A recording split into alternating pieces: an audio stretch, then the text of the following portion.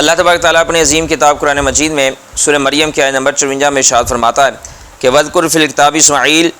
اور اے محبوب صلی اللہ علیہ وسلم اس کتاب میں سیدنا اسماعیل علیہ السلام کا ذکر کیجئے، انہو کانا صادق الوعدی وکانا رسول النبی،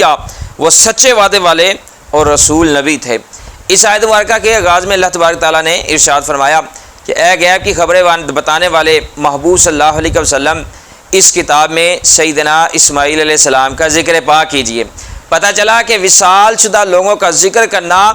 یہ حکم الہیہ ہے اور سنت مصطفیٰ علیہ السلام ہے۔ آگے اللہ تبارک تعالیٰ نے ارشاد فرمایا کہ انہو کانا صادق الوعدی، کہ سیدنا اسماعیل علیہ السلام سچے وعدے والے تھے، سچے وعدے والے۔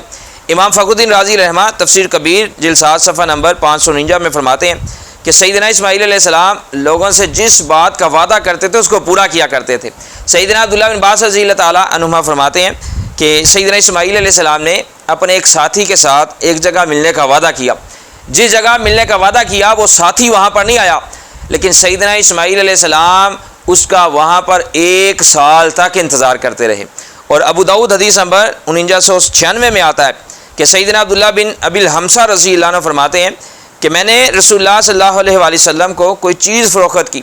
اور آپ صلی اللہ علیہ وآلہ وسلم کا کچھ بقایا میرے پاس رہ گیا، تو میں نے حضور پاک صلی اللہ علیہ وآلہ وسلم سے وعدہ کیا کہ میں اسی جگہ پر آپ صلی اللہ علیہ وآلہ وسلم کے پاس آؤں گا۔ فرماتے ہیں میں نے وعدہ کر لیا، لیکن جب میں گیا تو بھول گیا اور 3 دن بعد مجھے یاد آیا۔ فرماتے ہیں جب میں اسی جگہ آیا تو حضور پاک صلی اللہ علیہ وآلہ وسلم وہیں پر میرا انتظار فرما رہے تھے، اور فرمایا اے شخص تم نے مجھے بہت مشکل میں ڈالا ہے، میں 3 دن سے تمہارا انتظار کر رہا ہوں۔